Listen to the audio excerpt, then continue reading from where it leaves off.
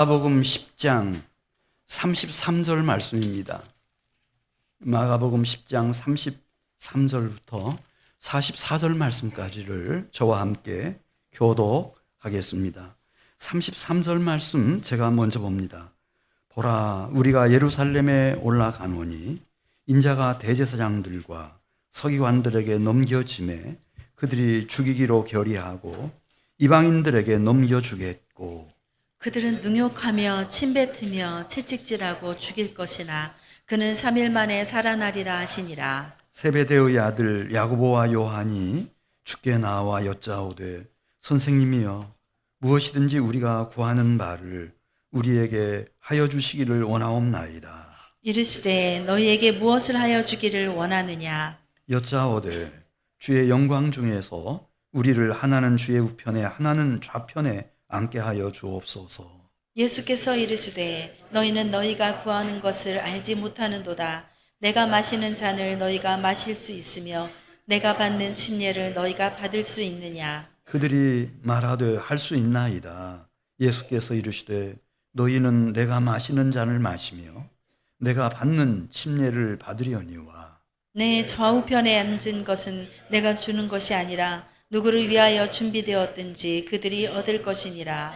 열 제자가 듣고 야고보와 요한에 대하여 화를 내거늘 예수께서 불러다가 이르시되 이방인의 집권자들이 그들을 임의로 주관하고 그 고관들이 그들에게 권세를 부리는 줄을 너희가 알거니와. 너희 중에는 그렇지 않을지니 너희 중에 누구든지 크고자 하는 자는 너희를 섬기는 자가 되고 너희 중에 누구든지 으뜸이 되고자 하는 자는 모든 사람의 종이 되어야 하리라. 아멘. 오늘 이 본문 말씀을 이해하려면은 이제 마가복음 10장 17절부터 보면은 이제 이 본문 내용을 우리가 정확하게 이해하는 데 큰 도움이 되겠습니다. 그 마가복음 10장 17절에 있는 말씀 보면 예수께서 갈릴리에서의 모든 사역을 총정리를 하고 끝내시고 이제 유대 예루살렘으로 이제 떠나시게 되는 그런 순간이었습니다. 그래서 길에 나서실 때 예수께서 이제 길을 출발하려고 하실 때 한 사람이 달려왔어요. 예수님의 이 무릎 밑에 꿇어 엎드렸습니다. 예수님을 부릅니다. 예수님 뭐라 부르는가? 선한 선생님이여 이렇게 부릅니다. 보통 사람들은 랍비여 이렇게 선생님이 이렇게 부르는데 이 사람은 예수님을 선한 선생님이여 그렇게 부르고 아주 영적인 질문을 합니다. 내가 무엇을 하여야 영생을 얻으리까? 이 세상 사람들은 영생에 대한 관심이 없습니다. 영생이 무언 줄을 감각하는 능력 자체가 없습니다. 근데 이 사람은 내가 무엇을 하여야 영생을 얻으리까? 그래 예수님이 특이하지 않습니까? 이렇게 달려와가지고 딱 결정적인 순간에 예수님 앞에 꿇어 엎드려서 선한 선생님이요 이렇게 말하고, 그러니까 예수님을 이 사람은 얼마나 개인적으로 신뢰하고 존경하는지를 잘 보여주는 대목입니다. 선한 선생님이요. 내가 무엇을 하여야 영생을 얻으리까? 그래서 예수님이 다시 묻죠. 내가 어찌하여 나를 선하다고 하느냐? 이렇게 물으십니다. 그러면서 이제 영생으로 들어가려면은 계명을 지켜라. 그런 뜻에서 19절 말씀 보면 이 계명이 이제 크게 두 파트로 나눠집니다. 하나는 이제 1계명부터 4계명까지 유일하신 주 하나님을 경외함으로 사랑하는 것이고, 두 번째는 이제 5계명부터 10계명까지 이웃을 사랑하라고 하는 계명입니다. 그래서 주님께서 내가 계명을 알지 않는가? 살인하지 말라, 간음하지 말라, 도둑질하지 말라, 거짓 증언하지 말라, 속여 빼앗지 말라, 제 5계명까지 내 부모를 공경하라 그렇게 말씀하지 않았는가? 그랬더니 이 사람이 이렇게 주님께 말씀드립니다. 선생님이여 이것은 내가 어려서부터 다 지켰나이다. 그래서 보통 사람이 아니죠. 아마 한국에서는 어려서부터 이 제5계명부터 10번째 계명까지 이렇게 충실하게 다 지키면서 살아온 사람이 아마 찾아보기 힘들 겁니다. 아마 이스라엘이니까 이게 가능한 얘기겠죠. 그래, 그 얘기를 듣고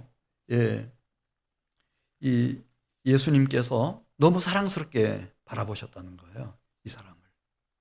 근데 이 사람은 사실은 젊기는 아주 젊어서 지금 청년이지만은 큰 부자였어요.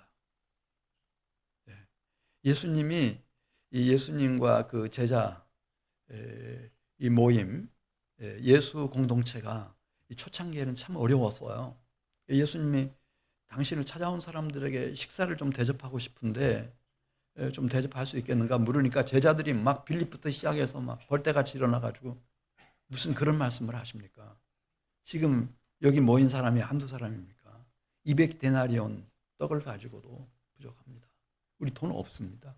예수님이 다시 물어요. 뭐 먹을 게 있는가? 그러니까 보리떡 5개 하고 물고기 2마리 있다는 거예요. 그러니까 얼마나 어려운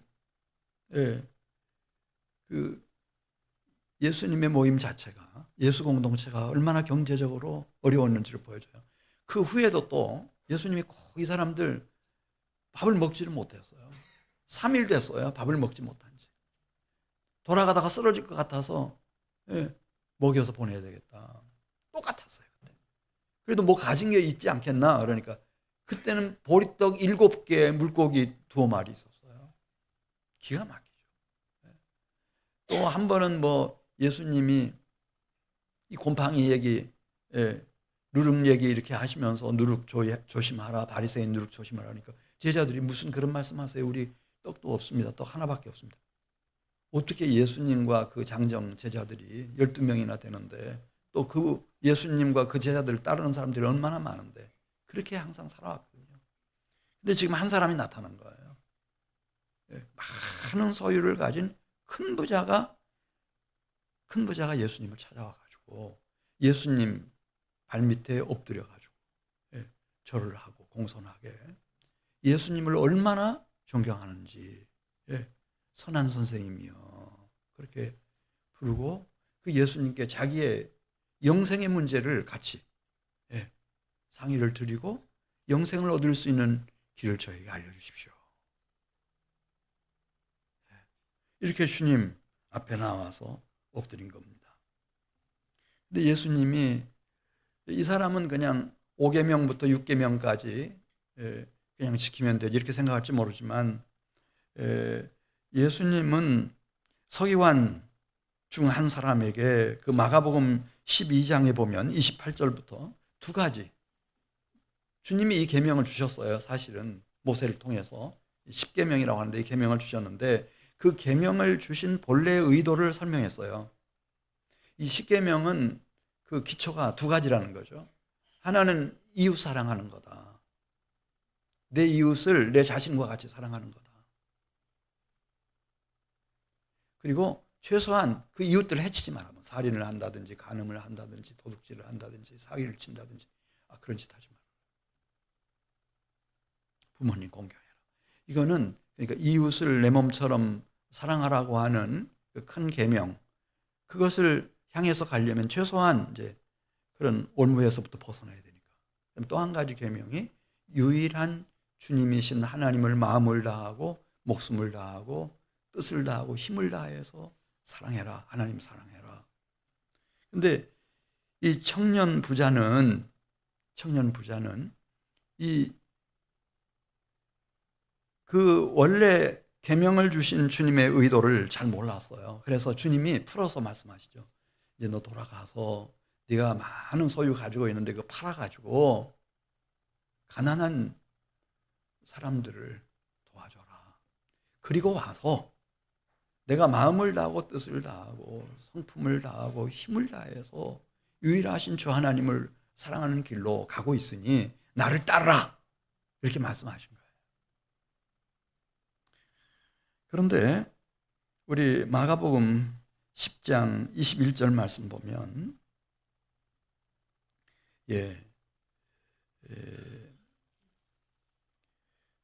시간 관계상 바로 마가복음 10장 22절로 가죠. 22절 가서 보면은 이 사람은 가진 게 너무 많았다는 거예요. 그리고 예수님이 하신 말씀을 듣고 마음이 이제 막 뒤흔들리기 시작했어요. 어떻게 모은 재산인데 이 많은 재산을 다 팔아가지고 가난한 사람들을 돕고 그러고 나서 이제 이 예수님을 따라야 된다? 그래서 22절 말씀 보면 그 사람은 재물이 많은 고로 예수님의 말씀을 듣고 나서 슬픈 기색을 띠고 근심하면서 예수님을 떠나가 버렸습니다. 예수님을 떠나가 버렸어요. 딱 붙잡으면 될 거 아니에요?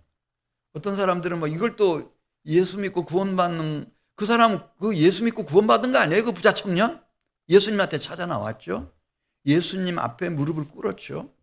예수님을 선한 선생님이라고 불렀죠.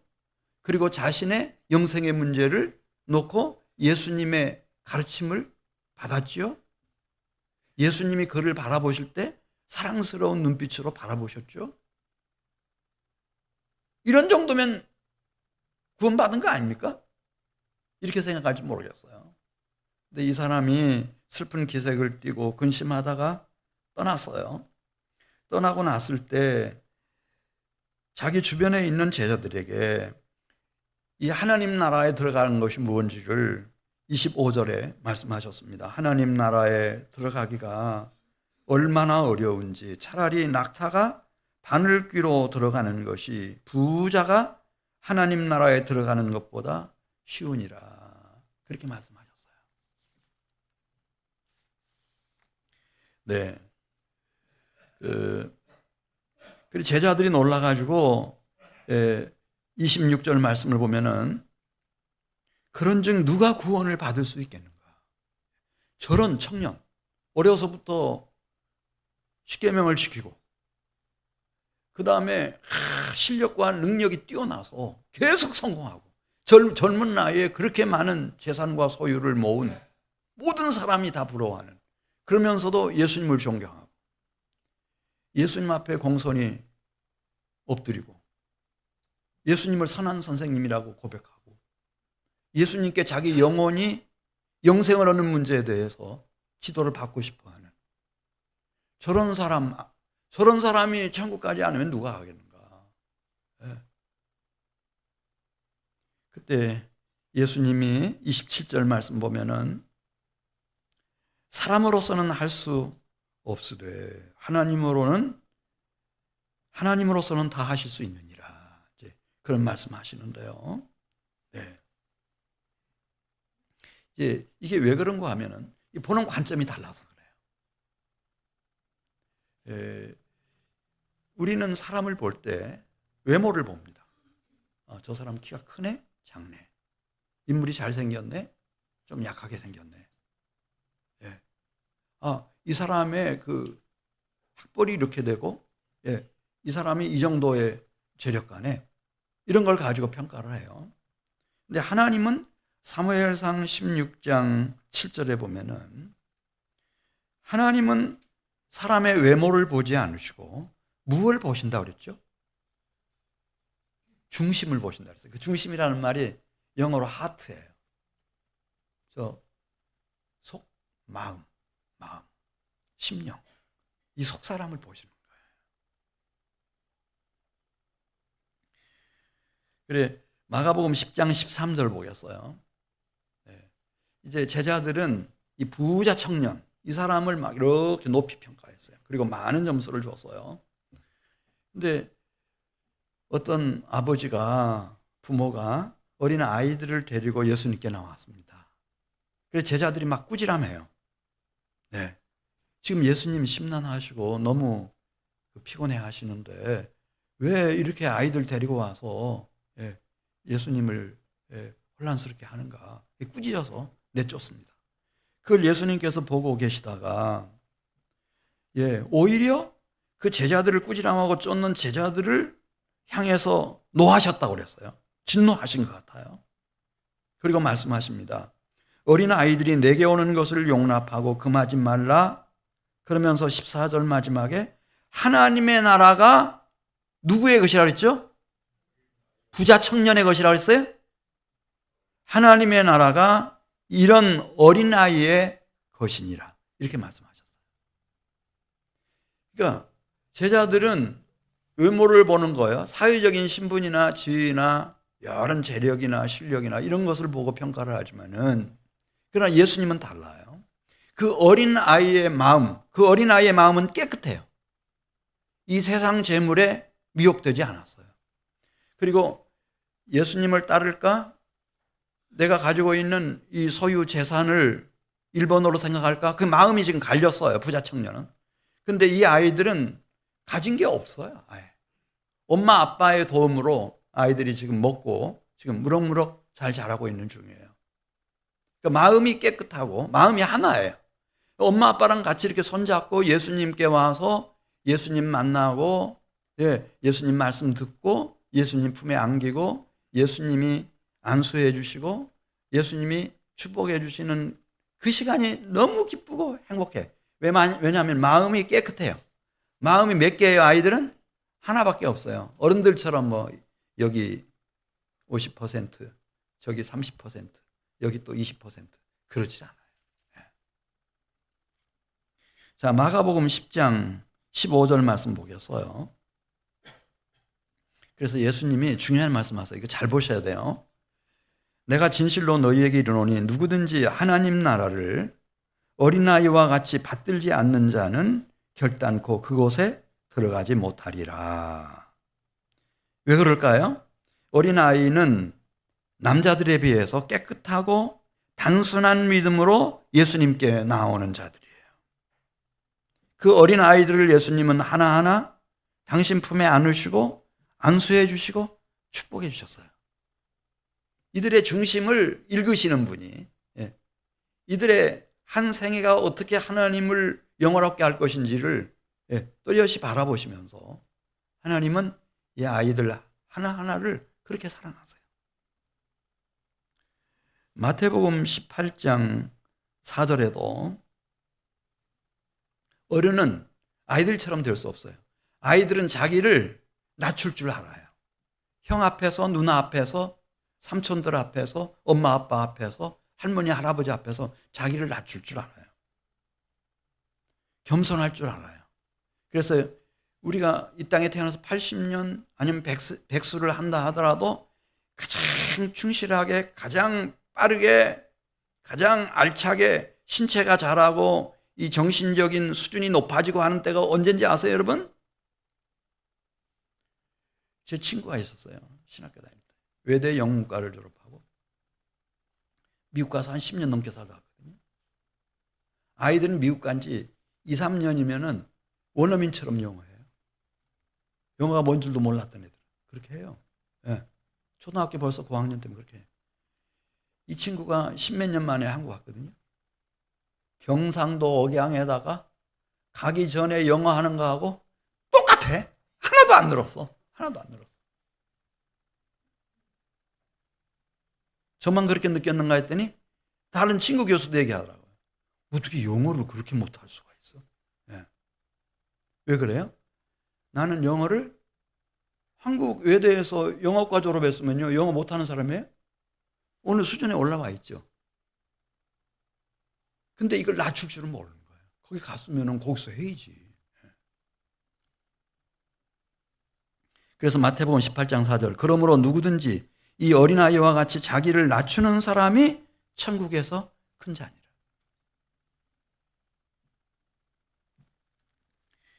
너희 안에 이 마음을 품으라. 곧 그리스도 예수의 마음이다. 이 마음을 낮추는 최고는 예수님이셔요. 이분은 저 하늘로부터 오셨거든요. 하늘나라에서 오신 분이에요. 아버지 품속에서 나오신 분이셔요.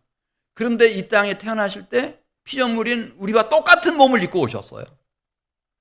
그것도 여러분 아시잖아요. 마구간에서 태어나셨어요. 갈릴리에서 목수로 사셨어요. 이분은 진짜 낮추시는 분이에요, 자기를. 이 마음을 품으라는 거죠.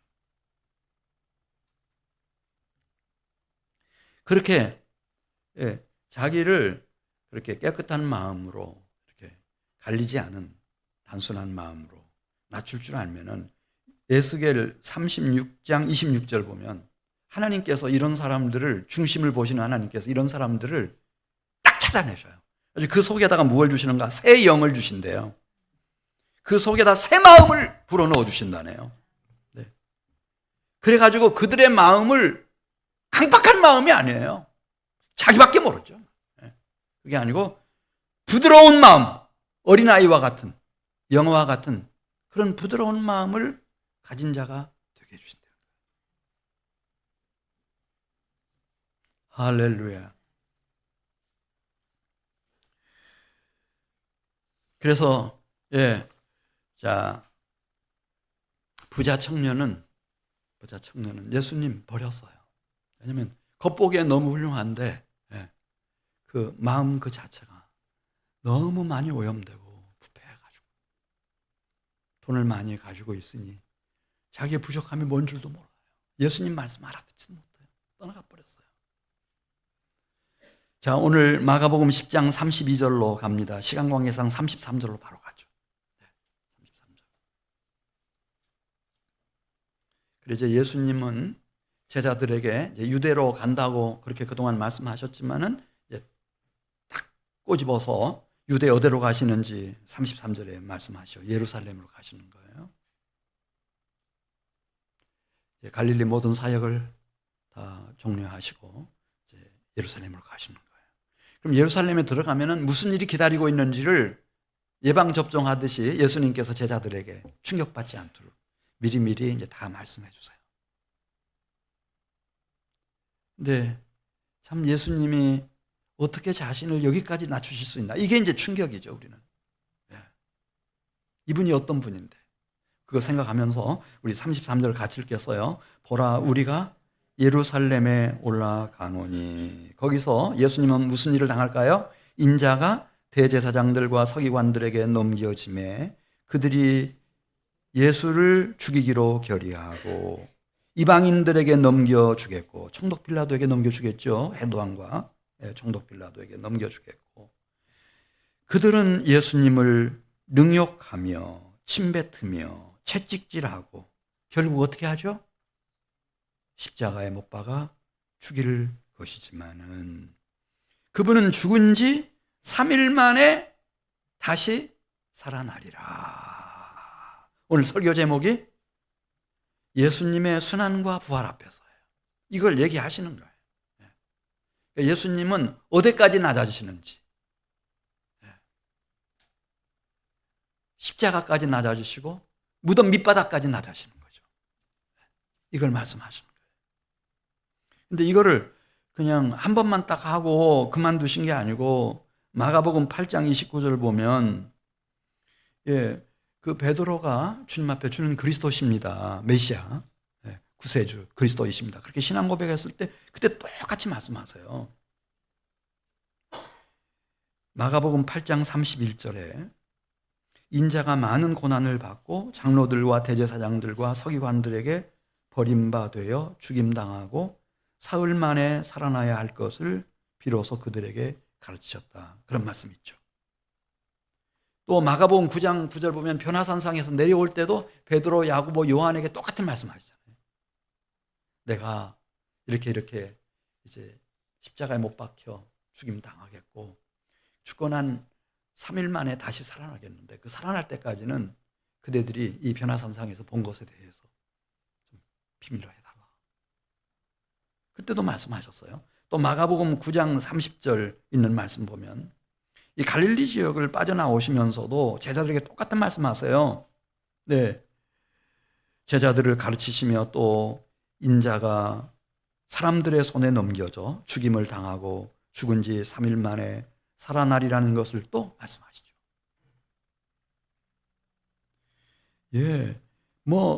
기회 있을 때마다 한 알의 밀이 땅에 떨어져 죽지 아니하면 한 알 그대로 있고 죽으면 많은 열매를 맺는다. 이것도 당신 죽음에 대한 말씀이고, 마태복음 16장 4절 말씀, 악하고 음란한 세대가 표적을 구하나 요나의 표적밖에는 보여줄 표적이 없느니라. 이것도 예수님의 죽음과 부활에 대한 말씀이에요. 히브리서 12장 2절 말씀 보면 예수님이 이 땅에 오셔서 33년 사셨는데 그 생애가 우리에게 전해주는 가장 핵심적인 메시지는 이거예요. 예, 그거를 항상 상기하고 그걸 항상 바라보자는 거예요. 히브리서 12장 2절. 믿음의 주요 또 온전하게 하시는 이인 예수를 바라보자. 그는 그 앞에 있는 기쁨을 위하여 십자가를 참으사 부끄러움을 개의치 아니하시더니 하나님 보좌 우편에 앉으셨느니라. 네. 이분이 이 땅에 오셔서 걸어가신 길, 그 십자가의 순환의 길, 부활의 길, 그 바라보자는 거예요. 이게 하나님께로 가는 길이요 진리요 생명이라는 거죠. 이거 잃어버리면 큰일 나요. 그래서 주님이 오늘 마가복음 10장 32절부터 34절까지 보면은 쭉 이거 막 온 힘을 다해서 반복해서 계속 학습하시고 교육시키시고, 그런데 그 반응이 어떻게 나타났어요? 마가복음 10장 35절 보면 제자들이 알아들었을까요? 못 알아들었을까요?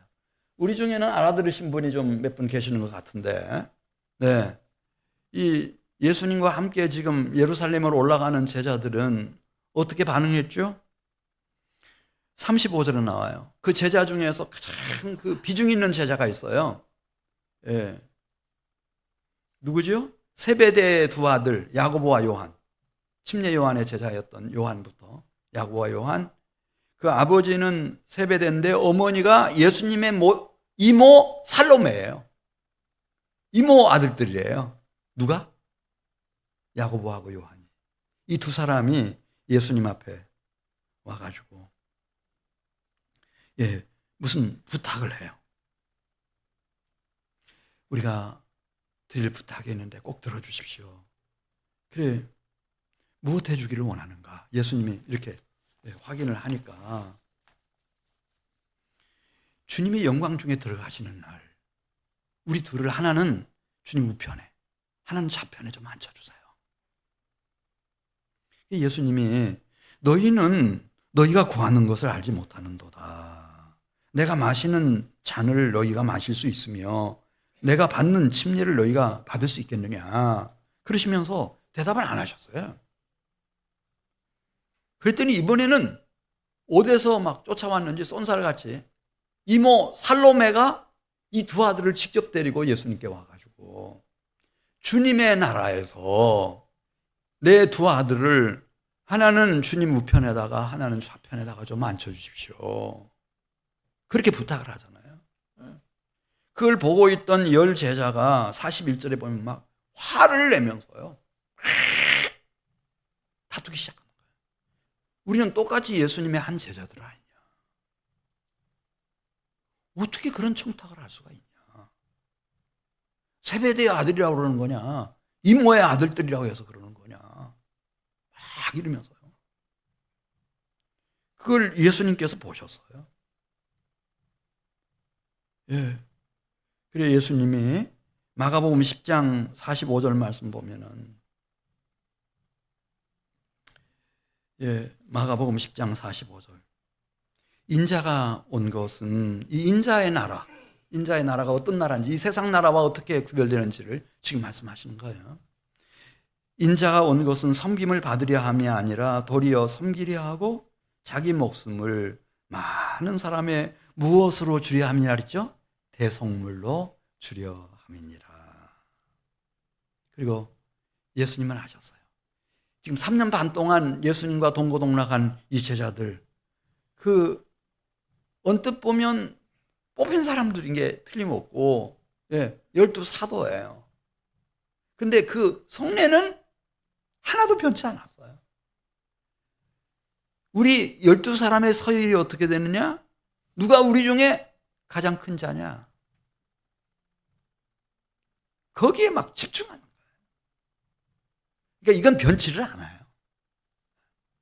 어떻게 하면 그 에덴 동산에서도 뭐 하나님처럼 될 수 있냐, 막 그것 가지고 미혹받듯이, 뭐 가인이 아벨 경쟁자라고 생각하니까 죽여버리잖아요. 친 동생인데. 예수님의 제자들도 똑같았어요. 누가 큰 자냐 이거지. 누가 큰 자냐. 그래 예수님이 마가복음 14장 17절 보면 이대로 가면은 이 제자단이 예수님의 제자들이 이제 어디에 도달하게 될지를 말씀하세요. 뭐라고 말씀하시죠? 27절에 너희가 다 나를 버리리라. 예수님 떠나는 거 시간 문제예요. 그렇게 말씀하니까 베드로가 번쩍 뛰죠. 14장 29절 보겠어요. 베드로가 여짜오되 다 주님 버릴지라도 나는 버리지 않겠나이다. 예수께서 이르시되 내가 진실로 내게 이르노니 오늘 이 밤 닭이 2번 울기 전에, 새벽닭 울기 전에 내가 몇 번 나를 부인하리라 그랬죠? 3번 나를 부인하리라. 베드로가 막 더 열받아가지고 더 큰 소리로 말하되 내가 주와 함께 죽을지언정 주를 부인하지 않겠나이다 하고 모든 제자들도 막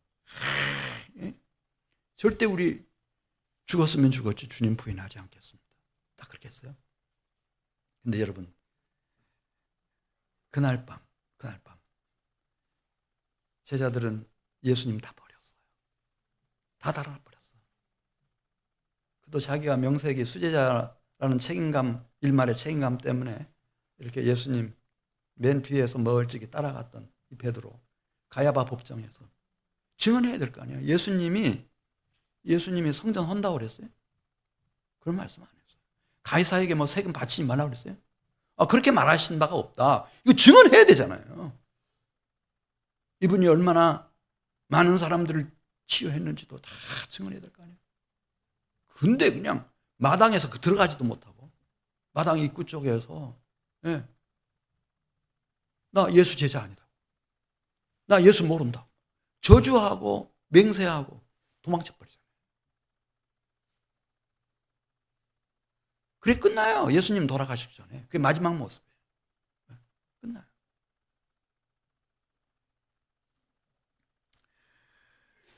마가복음 10장 46절로 가겠어요.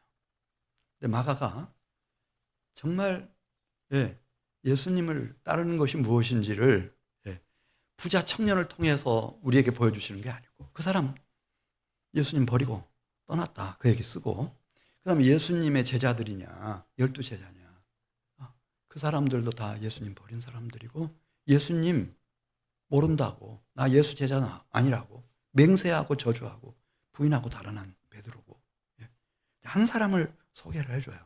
이분 우리가 좀 만나보려고 하는 거예요. 이분이 누구죠? 마가복음 10장 46절에 나오네요. 이 사람은 맹인이에요. 맹인은 볼 수 있어요? 볼 수 없어요? 볼 수 없으니까 이 사람이 할 수 있는 일은 딱 하나밖에 없어요. 뭐였을까요? 거린이었어요. 거린이 뭔지 아시죠? 자, 우리 마가복음 10장 46절. 이 사람이 이제 예수님이 벌써 이제 갈릴리 출발해가지고 저기 이제 예루살렘으로 가시기 위해서 요단강을 건넜고 여리고에 딱 도착한 거예요. 여리고 도착했어요. 그러니까 여리고에서 예루살렘까지는 얼마 안 돼요. 그러니까 예수님과 그 일행이 지금 마지막 여리고 통과해서 떠나면 끝나버리는 거예요. 여리고로 돌아올 수가 없죠. 거기 돌아가시니까. 근데 그 여리고를 막 벗어나려고 하는 참인데 거기 소경, 거지가 그 얘기를 들어요. 나사렛 예수가 지금 지나가신다.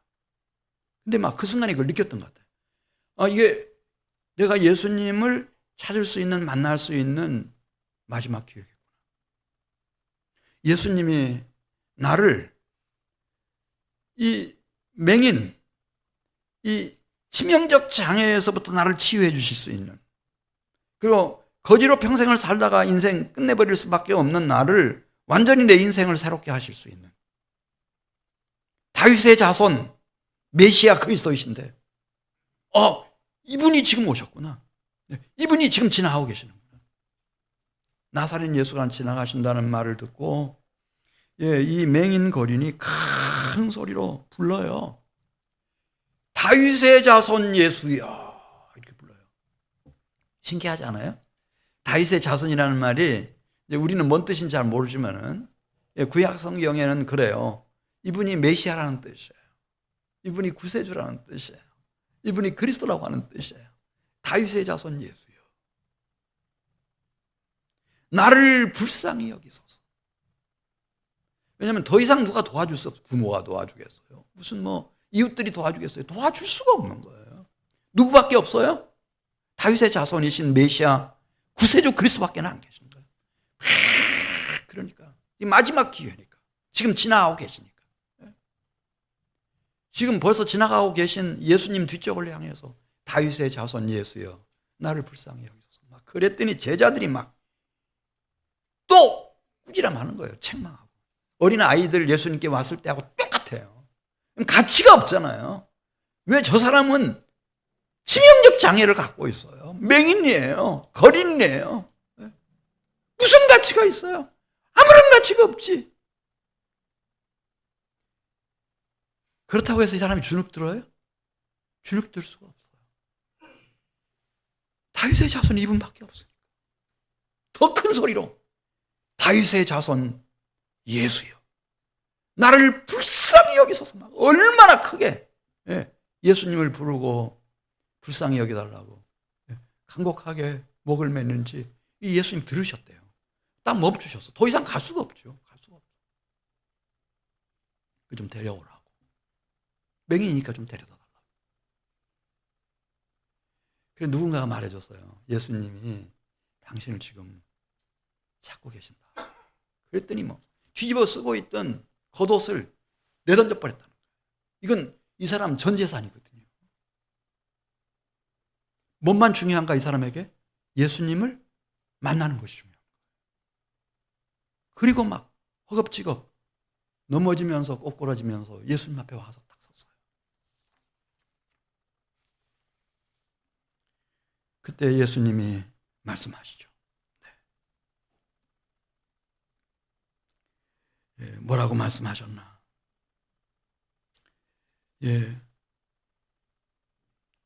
그 10장 51절에 있는 말씀 보면 내가 내게 무엇 해주기를 원하는가? 그래서 이걸 구할까 저걸 구할까?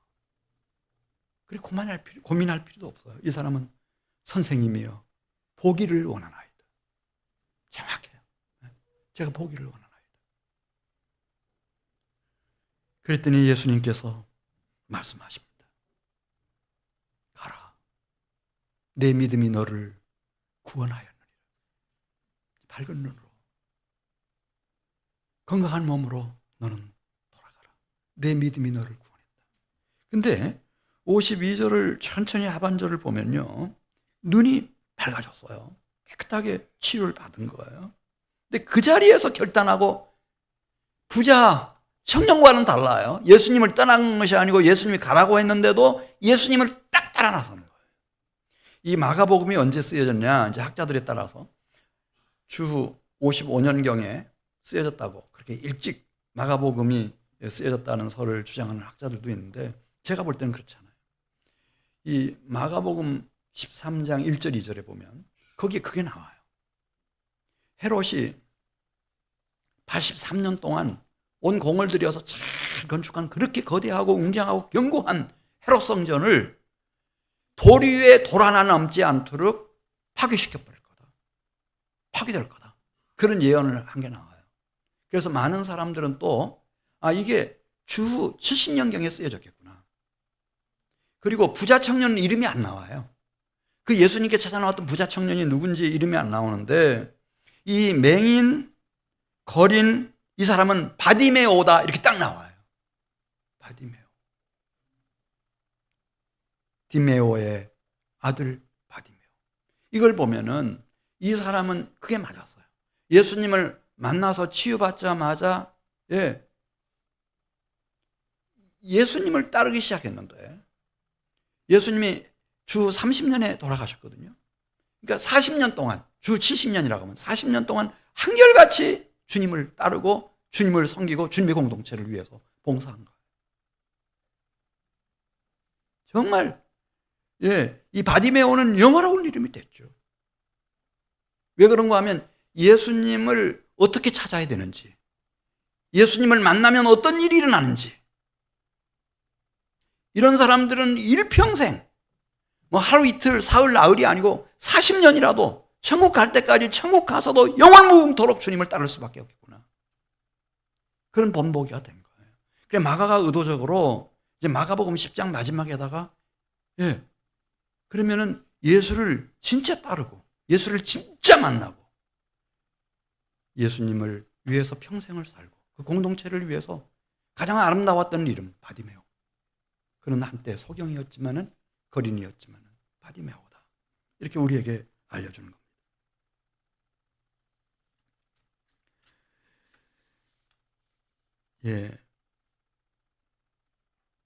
자, 예수님을 이 바디메오처럼 전심으로 찾는 사람들은 부인할 수가 없어요. 하나님 나라의 권능이 임한다고 하는 것을 부인할 수가 없어요. 내가 맹인이었잖아요. 내가 새로운 빛을 찾았어요. 나에게 새로운 인생이 열렸어요. 그 예수 공동체 중에 그 누구도 당신 옛날에 맹인이었잖아, 거지였잖아, 부정해 나가, 그렇게 하는 사람 하나도 없어요. 왜냐하면 가장 아름다운 주님을 찾는 롤모델이에요. 롤모델. 그래서 마가복음 9장 1절 말씀, 내가 진실로 진실로 너희에게 이르노니 여기 서 있는 사람 중에는 죽기 전에 하나님의 나라가 권능으로 임하는 것을 볼 자들도 있느니라. 그렇게 말씀했어요. 이 바디메오가 그 하나님 나라의 권능을 온몸으로 그리고 천국 갈 때까지 살아가는 동안 순간순간 그 은혜와 축복을 누리면서 살았을 거예요. 그러니까 마가가 이 마가복음에다 바디메오 얘기를 쓰고 있죠. 바디메오라고 하는 실명을 거론하고 있죠. 요한복음 10장 27절 말씀 보셨어요? 우리가 예수님을 믿는다고 하는 것이 무슨 의미인지 요한복음 10장 27절에 예수님이 하신 말씀이에요. 직접 내 양은 무엇을 듣는다고 그랬죠? 내 음성을 들으며 나는 목자로서 그들을 알며 내 음성을 듣고 따라오는 나의 양떼인 그들을 알며 그들은 나를 따르느니라. 예수님을 믿는 사람들은 이렇게 예배에 나와요. 예배에서 말씀을 들으면 주님의 음성이 들려와요. 할렐루야. 주의 음성이 들려오죠. 그 음성을 따르는 거예요. 이게 예수님 믿는 거예요. 거짓 목자들이 이리 오라고 하니까 먹이 좀 이렇게 내밀면서 거기 따라가는 게 아니고 선한 목자이신 주님을 따라가는 사람들이에요. 또 요한복음 8장 12절 말씀 보겠어요. 예수님은 이 세상에 오실 때 빛으로 오셨대요. 세상의 빛으로, 참 빛으로 오셨어요. 그래서 나는 세상의 빛이니 나를 따르는 자는 어둠에 다니지 아니하고 생명의 빛을 얻으리라. 죽고 나서가 아니고 사망의 음침한 골짜기 같은 이 세상에서도 다윗이 고백했던 것처럼 이 생명의 빛을 항상 비춰주셔요. 내 안에, 내 마음과 심령 속에, 내 영혼 속에 이 생명의 빛을 계속 비춰주셔요. 요한복음 12장 26절 말씀 보겠어요. 그래서 그 음성을 따라 그 빛을 따라 선한 목자이신 주님을 섬기면은 어떤 일이 내 생애 속에 일어나나 요한복음 12장 26절 사람이 나를 섬기려면 나를 따르라. 그러면서 사람이 나를 섬기면 내 아버지께서 그를 귀히 여기시리라. 그랬습니다. 하나님이 귀하게 여겨주십니다. 마태복음 16장 28절 마태복음 16장 28절 진실로 너희에게 이르노니 여기 서 있는 사람 중에 죽기 전에 인자가 그 왕권을 가지고 오는 것을 볼 자들도 있느니라 그랬어요. 인자이신 그리스도 예수, 나를 사랑하셔서 이 세상에 오셨고 죽기까지 희생하신, 그래서 완전하신 대속제물이 되신 예수 그리스도. 그 예수 그리스도가 하늘과 땅의 모든 권세를 가지신 왕권을 가지신 최고의 왕이심을 그냥 느껴요. 그 통치 속에서, 그 보호 속에서, 은총 속에서 살아가는 거죠.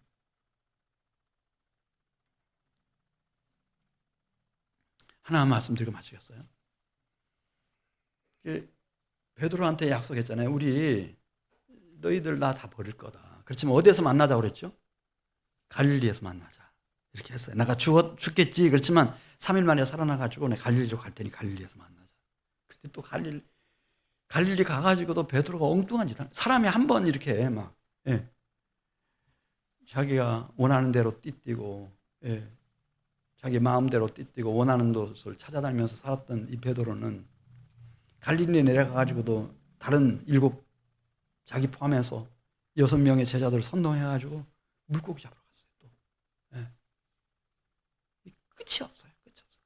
근데 거기에 티베리아 바닷가에 부활의 주님이 찾아오시죠. 그리고 마지막 만찬 자리처럼 그 조반 아침 식사를 다 맛있게 할 수 있도록 다 공개를 하시고 부활의 주님이, 그리고 베드로에게 부탁하시는 거예요. 베드로에게 이제부터는 나를 따르라. 또 부탁하세요. 너는 나를 따르라. 그래서 이제 베드로가 그때 재헌신을 하는 거예요. 예수님을 믿는다고 하는 것이 뭔지 음성을 듣고 주님이 비춰주시는 참빛 생명의 빛을 따라서 주님을 섬기고 주님을 따르는 것이구나. 그래서 십자가를 지기까지 주님을 따르죠. 이게 베드로의 재헌신의 결단이었습니다. 그래서 예수님이 가신 길을 가는 겁니다. 우리 사랑하는 성도 여러분들이, 오늘이 이제 2025년 11월 30날이에요. 이렇게 금년 가을이 끝나고 11월이 다 종료가 되고 이제 겨울 시작됩니다. 12월 1일이니까요, 내일이. 우리 인생의 겨울도 이렇게 닥치는 거예요. 이렇게 닥쳐서 누가 예수님을 참으로 믿는 것일까? 예, 예수님께 나왔다가 고민하다가 슬퍼하며 괴로워하며 떠난 부자 청년인가? 아니면 나는 이 예수 공동체에서 내가 최고다 이렇게 막 큰 소리 쳤던 제자들인가? 주님 말씀하신 거예요. 아니다. 뜻밖에도 누군가? 맹인이고 거지였던 바디메오였다.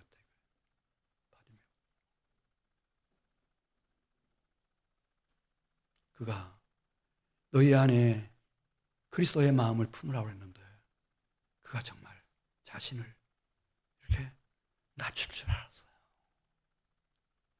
주님을 진심으로 찾을 줄 알았어요.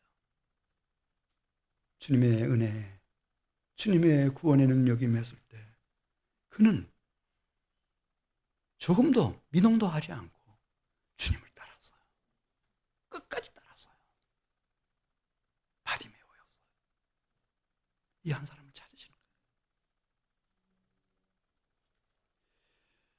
11월 지나기 전에 나도 예수님을 믿고 예수님을 따르는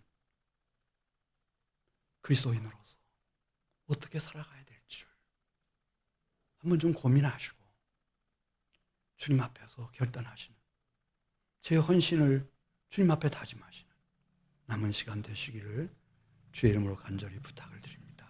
우리 같이 기도드리겠습니다. 하나님 아버지, 감사합니다. 우리 사랑하는 성도들을 한 사람 한 사람 기억해 주시옵소서. 우리가 온 마음을 다해 하나님 주님을 찾게 하시고 주님의 은혜 안에 거하게 하시고 주님의 양이 되어 끝까지 주님을 따르고 충성할 수 있도록 은혜와 복을 베풀어 주시옵소서. 다시는 우리가 미혹받지 않게 해주시옵시고 우리의 남은 생에 그리스도께서 가신 그 길, 십자가의 고난을 통해서 죽음을 통해서 부활의 영광으로 들어가신 바로 그 길, 그 진리, 그 생명의 길로 다 행할 수 있도록 은혜 베풀어 주시옵소서. 예수님의 이름으로 기도드리옵나이다.